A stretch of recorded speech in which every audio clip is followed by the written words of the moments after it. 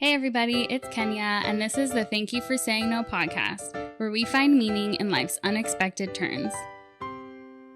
Blair Kim, welcome to the Thank You for Saying No podcast. Thank you for having me. I'm so excited that you're here. You guys, Blair is someone who was a part of my life growing up, and so watching you blossom has just really been such a beautiful thing. And you guys are really in for a special treat today. I'm seriously so excited that you're here. Thanks for saying yes. So for those who don't know Blair, she's an incredible dancer and creative, and she has earned herself spots dancing for the top musicians and has been featured in numerous commercials, television series, music videos, ads, and social media campaigns.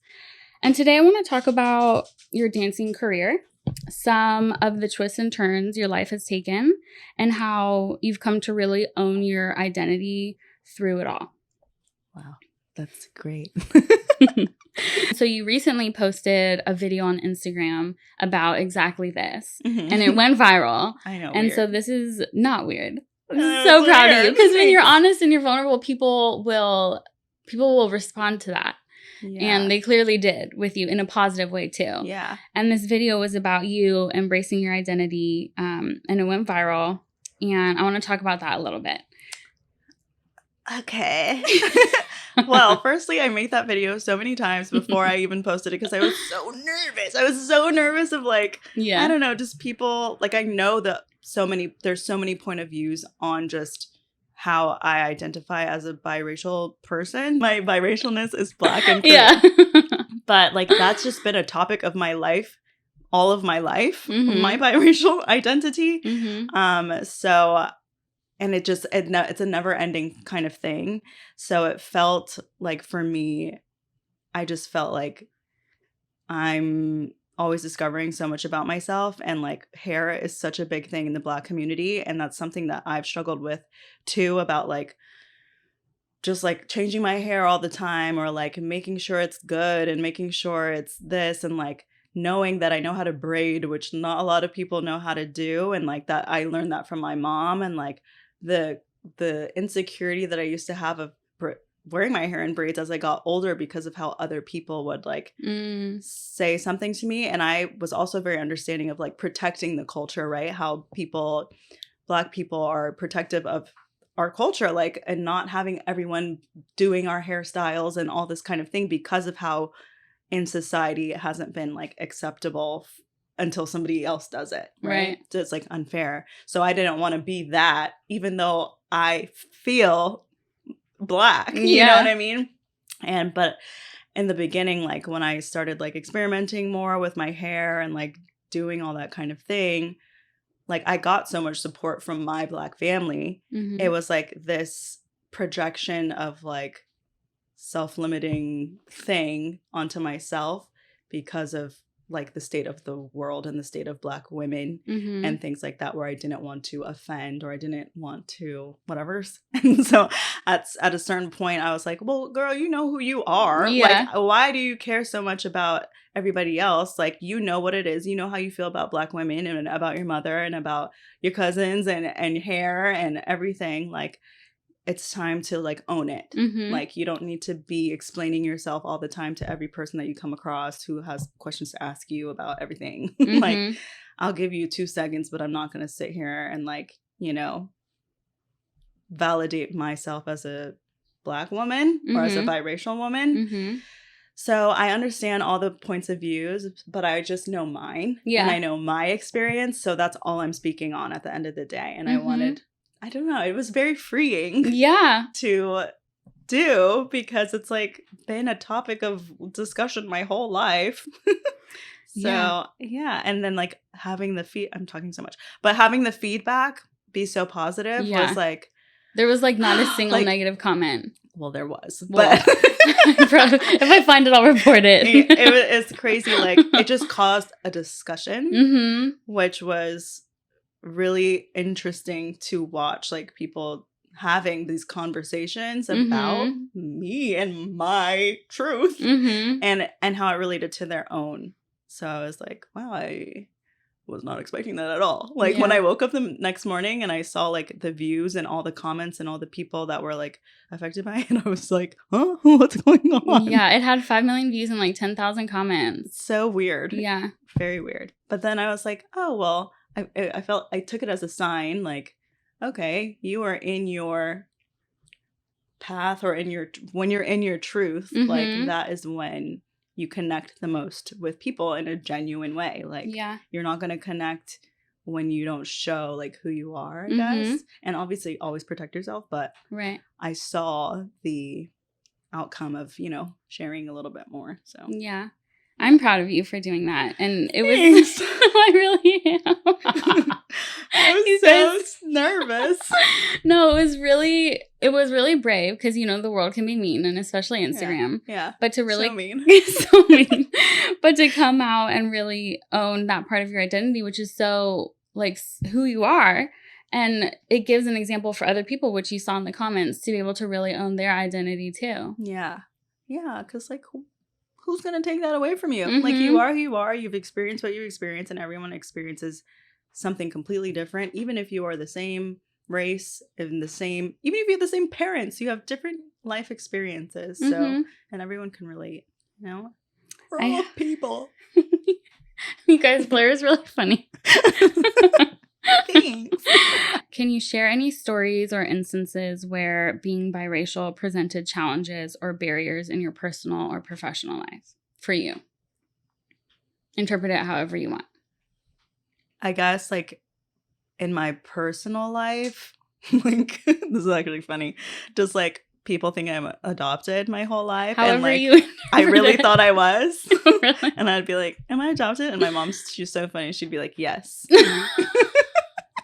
And I'd be like, you know, and like just always feeling like out of place a little bit, because I never thought about my own like race as a kid. I don't think any kid really thinks about it until people bring it to your attention. But I remember just feeling so confused, because my mom would be like, people would be like, what are you? When I was so young, like asking like, what are you? And I'm like, well, girl, you know? And then I'd be like, oh, I'm Korean and I'm Black. Yeah. And my mom would be like, no, you're Black and Korean. And I'm like, it's the same thing. And she's like, no, it's not. Like, you're Black first because you were born from me. And I was like, okay, whatever you say. Like, I'm going to listen to my mom because she told me that's what I have to say. And I think that kind of started like the exploration of like what that really meant as I got older. But in my professional life, it was just like figuring out like where I fit in, like in the industry, and how they saw me, because they saw me as Asian. So I would, when I was like pursuing acting, which is just funny, but when I was pursuing acting, like all my auditions were all for Asian things, like Chinese things, where I know nothing about any of that stuff. Like Chinese Airlines, or like this show, they're looking for a Chinese girl with the. I'm like, I don't look Chinese. I don't think. Like, I feel like I don't even look Chinese, and I don't know. I don't even know anything about it. Like, I don't know what to do. Like, I don't know how to show up as a Chinese person. Like, I don't know. You know what I mean? Yeah. So, like, that was like a struggle for a little bit. So then those were the auditions I was getting. So I was like, you know, straightening my hair a lot and making sure that I looked the part. But I felt uncomfortable because I didn't know what that part meant and like how to show up. With dancing, it was a little bit easier because I could just dance. You know what I mean? Show up as you. Yeah, they're like, oh, she looks the part. Let's just dance and do the things. But when it came to like other things, like, yeah, or like, oh, this is a good story.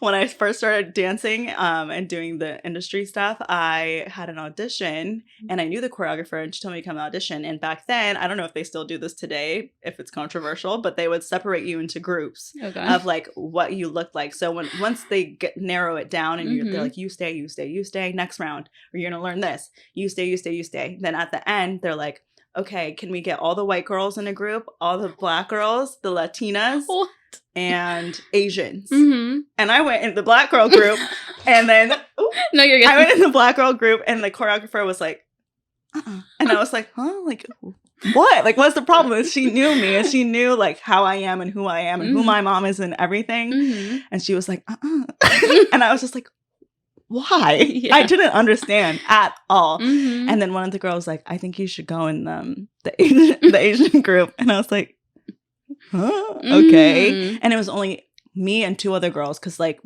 there's not a lot of like Asian girls in the industry.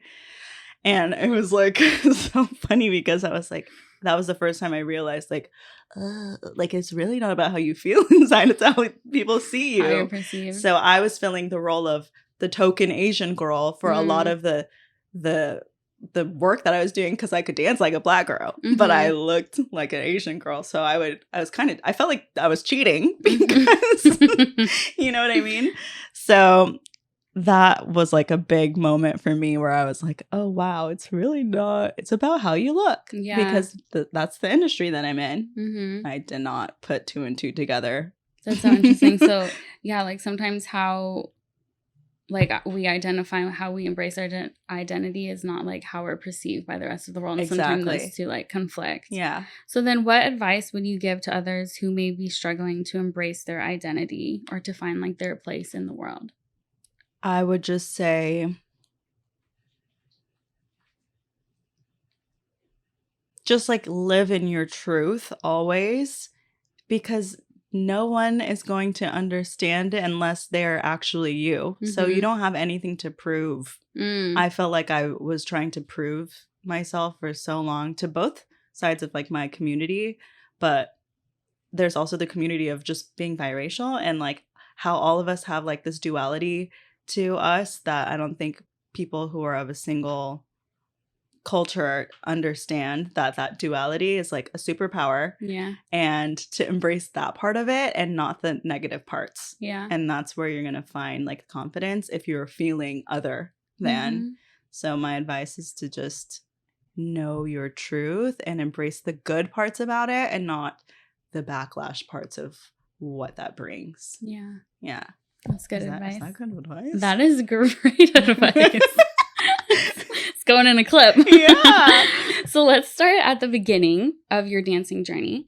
Can you share about how you got started dancing?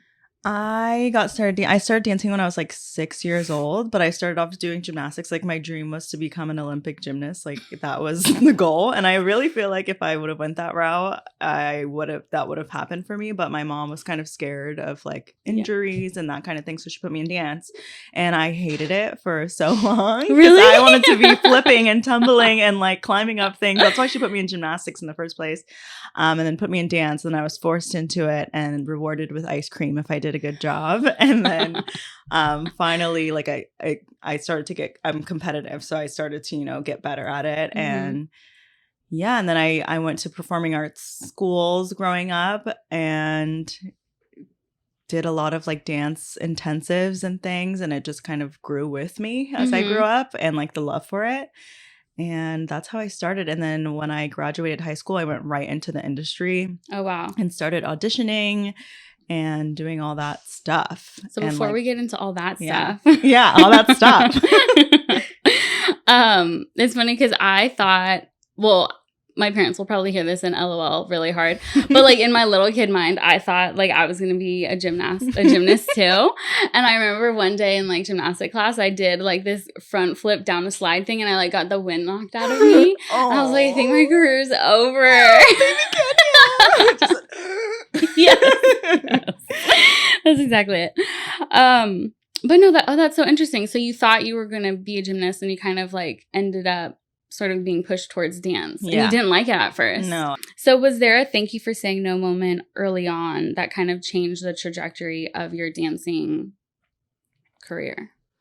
Well, first of all, thank you for my mom saying no to gymnastics. Because that set me to where I am today, and I wouldn't have been able to like travel the world the way that I have with dance. But in terms of like the first time that I had rejection, I think I spoke about this with you briefly, was the first time I got rejected was when I wanted to do, it was in high school. I auditioned for like the Alvin Ailey like summer intensive.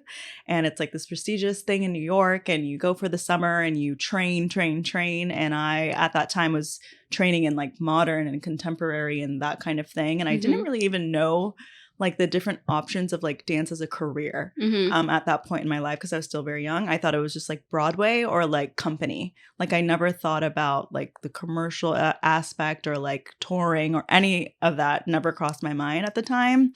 So I went to this Alvin Ailey audition with a bunch of friends, and I thought I was going to get it. I was so confident, like beyond confident that I was going to get it. My teacher at the time, mentor, her name was Yuka. She's so great, so amazing. But she danced with Alvin Ailey and was in the company in her youth. And she was like, "Oh, you got this. You should wear my leotard. Like I got some leotard for you to, you know, audition in as good luck and all this stuff." So I'm wearing her leotard. I'm in there. I did the whole audition. And then they called like the names of like who they wanted. And my name did not get called. And then it was over. And I'm still waiting for them to call my name. I'm like, oh, it's over. Like I did not get called. And I was so distraught. Like I never felt that feeling before. And I was so sad. I was like so sad. I cried all day long. Yeah. I cried at that. Like I couldn't even hold it back. I was at the thing like crying outside of the studio, crying in the dark for the rest of the day under the covers for like 2 days. And yeah, I think that humbled me a lot at that time when I was that age, because I thought I was so great. Because I was a good dancer, but I was just so confident in myself, and like someone not seeing like how I felt about myself really like punched me in the gut really, really hard. So this was a no to kind of follow the company, which is a type of dance route. Yeah. Right? It's called company. And this was like your rejection from that space. Did that no like fuel you?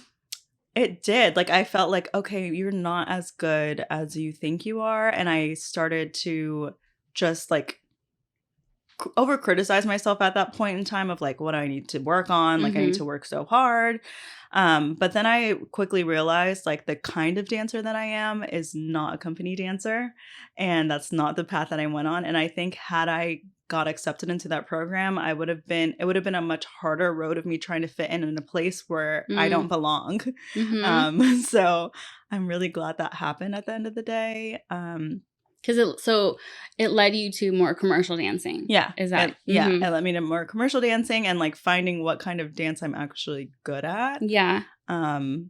Because I'm I'm a very like facial kind of performer, and like company dancing is not that. Like you are an ensemble and you are doing contemporary, and it's not like such a like in your face like performative kind of version of dance, if that makes sense. It is in its own way, but not in the way that I am naturally. So I'm curious because I don't know much between like company dancing and commercial and like all the different types. And for listeners who also don't know, is company like where do you perform that?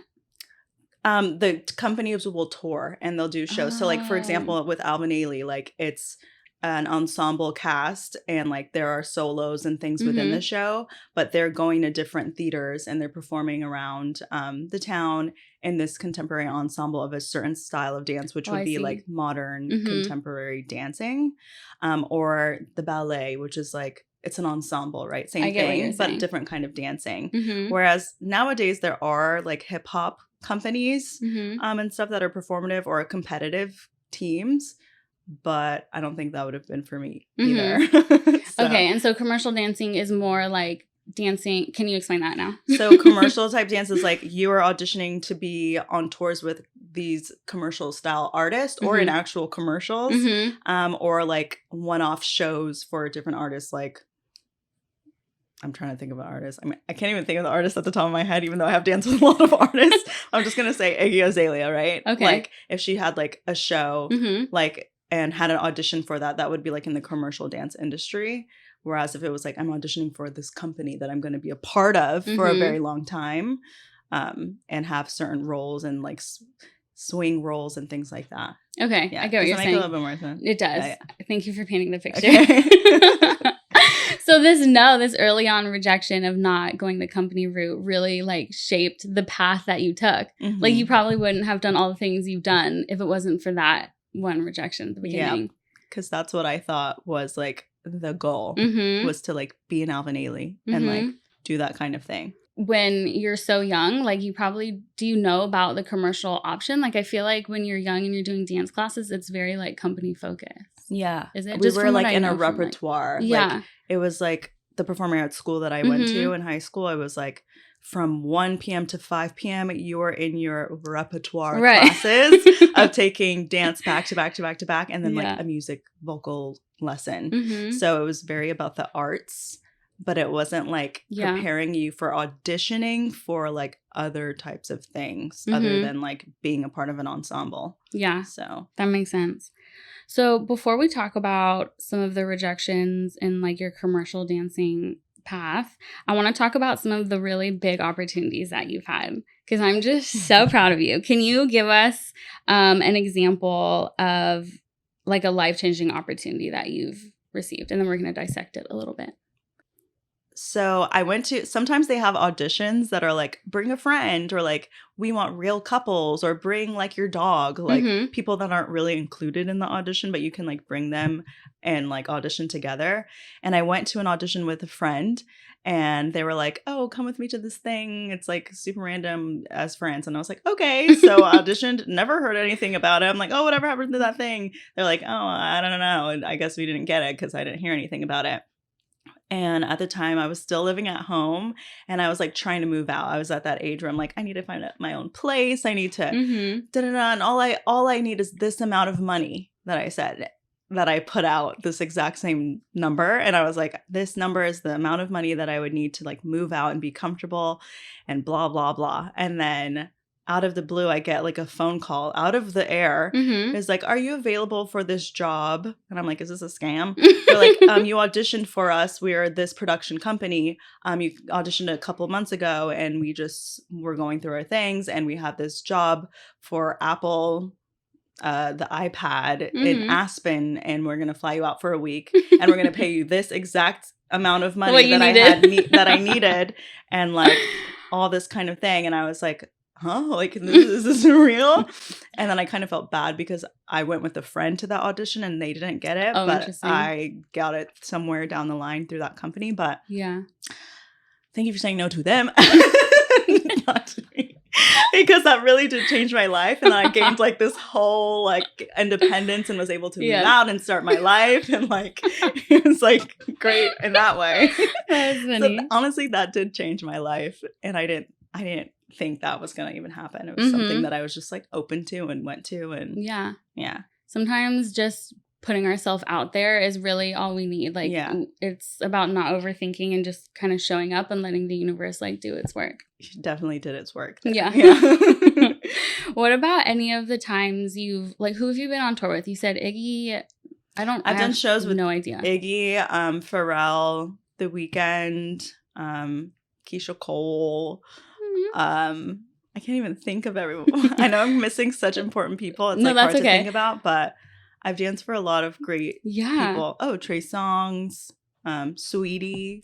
Aww. Just name dropping. But like I feel like I have danced for like some people. And so when you're like in those opportunities where you're dancing for like these really big artists, how has those experiences or how have those experiences been different than you might have expected? You know, I wasn't expecting like how this is me like going into a dark place with the dance world, but I wasn't expecting like how undervalued I would be in that space, which is like taking a turn. But it is true. I think sometimes dancers, we can lose the passion because of how the industry can treat you. And I think even musicians and like actors and stuff can say the same thing. And it applies for dance as well. But that's something that was that the question? Like what was something that like you didn't expect? Because you think like probably going into it, you're so excited. You're like, this is such a big opportunity. But then, you know, something on the show that we talk about is like the unexpected turns that things take. So, oh my gosh. Yeah. Like the first time I booked tour was with Pharrell. I was so homesick. Like I didn't expect that. I expected to just be so so happy that I was dancing on tour with like my favorite artist in the whole freaking world. And I was so homesick and I was so young and I like didn't know myself. So like meeting all these new people and like going to a foreign country and like being on a different time zone and not being with my family and like my dog, like everything, like I didn't realize until I was there, like, oh my God, like I'm so uncomfortable. Like I'm so uncomfortable with myself because I don't even know who I am. Like I just turned 20, like, you know, like all these kind of things. And how did you navigate and like adapt to those unexpected I just put things? myself there. Like I just, if people were like, oh, we're going to go to this thing and we're on tour and I'm like kind of nervous or feeling like awkward or like in my head about who I am or how I'm being perceived, like I would just go anyway. And I feel like that's something that I've always done. Like I would just be like, I'll just put myself in a situation that's uncomfortable. And at the time I didn't realize it was helping me grow, but I can see now that like I still do that. And that's the only way I've been able to grow as a person. Yeah. Like suiting up and showing up. Yeah. Yeah. I totally relate to that, especially in the legal field because, you know, I'm an attorney. And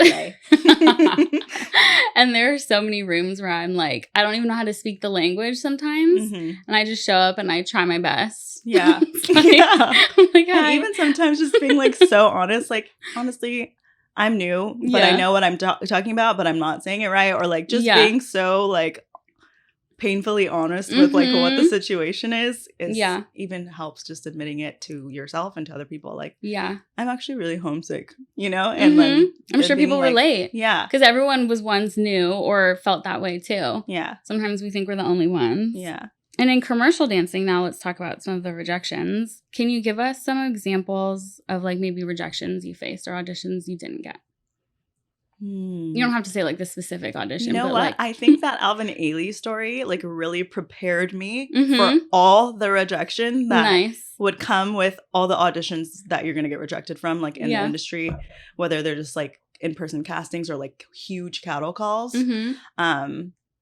So I feel like that happened for that reason. Now that I'm thinking about it, because that hit me so hard that when it came again, it wasn't as hurtful. Like it was just like, well, duh, like I'm just not for this job or like whatever the case was. But in the beginning of my dance journey, I was booking everything I was auditioning for. That's good. And I was like so confident.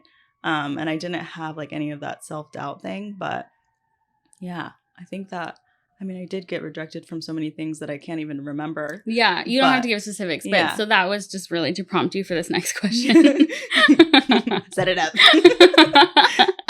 Which is, how do you maintain your resilience and your confidence in yourself when you're not getting, when you're like not getting the auditions that you wanted? And it sounds like that first rejection was like so hard that it kind of like emotionally prepared you for like let you know you could deal with anything else that was to come. Yeah. I think just like checking in with myself and like what is the purpose and what am I doing and why? And like, what's your why? My why was like to share and entertain, and like I wasn't given this like gift for like no reason. And I feel like a lot of people must be like, oh, you inspire me, or like you're such a great dancer, or all these kind of things, or like my daughter wants to dance. And I just feel like I just had like a weird Russian accent for a second. I was like, I feel like but I just felt like when I got like messages like that sometimes, like it would make me feel like what I was doing was important. And it wasn't just about me. Like it was about like showing up and not even realizing like the representation of who I am. I didn't even realize, like, I don't know. I just, I guess I didn't really think about it until people like would say something. And then I would be like, oh, this is bigger than me. This is bigger than just me dancing because I need money, or because I like dancing, or because it's cool to say I'm dancing for this artist, or something like that. Yeah. So, yeah, I don't know. Did I answer your question? You definitely answered my question. Yeah. How do you, because, you know, when I've been rejected from a job, for me, it's like a cover letter, like how I'm presenting myself. So every rejection, I would like tweak the cover letter and like kind of present myself. But at some point I'm like, you know what, this is who I am, and I'm not gonna like kind of keep changing things around. Either I'm a good fit or I'm not, like once you get to a certain point, you know. And so how do you balance like feedback and criticism with also like preserving your artistic vision and your integrity? I feel like I don't know what it has been about myself since a young age, but I've always been like working on being a better me and want to be the best me. So if somebody is like giving me feedback, especially if it's unsolicited, like I'm very open to like hearing and absorbing it because I'm always checking with myself and like with my friends, like the kind of person that I am being and that I've been working on, and if I am her or if I'm Delulu and like just like, Yeah. So I feel like always just like knowing that everything happens for a reason. I truly believe that. And I think that helps with rejection also is like, I know like that wasn't meant for me, or like even things I wanted so bad. Like I remember I had this audition for this TV show that I wanted so bad, and I had like 3 callbacks for it. And I was like, I'm gonna book it. I tried to manifest it on a piece of paper and write, I'm in Australia filming this show, like all the things that they tell you to do, and like it didn't happen. And I just was easier for me to accept like, okay, it was just not that is not meant for me and not my path. Like God will figure it out. Honestly, God is is it for me. Like if I'm ever feeling like doubtful or like confused or trying to be better, like that is my like source. Yeah I like that. I've had times like that too, where like kind of going back to your first rejection, where I seriously thought this job was mine. I was like, I might as well just withdraw all my other applications. Let them know like I'm taken. I can't do it. And then to not get it, it's like part of it is like you envision it so much. It's like already who you're already that person having that thing. And so when you don't get it, it's like, what do you mean? But I pictured myself in Australia. Like, why aren't I there? But I do believe that like rejection is redirection, and exactly. Whatever. Like when I was applying for jobs for law school, every rejection I got, I was like, you know what? One day I'll be glad this isn't working out. Like I'll see where this is leading me to. Yep, 100%. And so, on the podcast, we really like to talk about life's unexpected turns and like the twists and turns that life takes. And so I want to talk a bit about like a transition you had mentioned to me off camera about like events that you're starting. And you had your first one. And I think it was super awesome just how you were promoting it and like what you were trying to create. So can you first tell us like what these kind of events are? Yes. So my best friend Sheila and I, we have always kind of like dipped our toes into like event planning and like decorating, and like we go to events a lot and we are always like, oh, they should have done this, or they should have done this, or this was done so bad, or like we would have done this if this was our event. And we've always been like excited about that kind of thing. And I think we both realized that we had like the skill and like visionary mind about that kind of thing. And I think, during COVID, our friend got married and we threw this whole like at-home wedding for her and decorated and everything. And we were both like, wow, we really did a good job. But we never really, it wasn't at the forefront of our mind. It's always just been in the back. And during this transitionary, is that a word? Phase of life, I've just kind of been thinking about like, what's the next chapter for me? Because the last 10 years I've been doing hardcore dancing and casting and commercial type work. So we kind of just like challenged ourselves to do this new Lunar New Year's extravaganza. So we did an event Friday, Saturday, 2 events on Sunday, and then the next week had like a big party for it, which was insane. I don't know why we decided to do them all. Well, the reason we did it all like that, all mumble jumble, was because she, like in Chinese culture, like 4 is like the number of death, and then two events was too little. So with our other event, it was like 4 events. So we had to add another one. Yeah, you don't want it to be 4.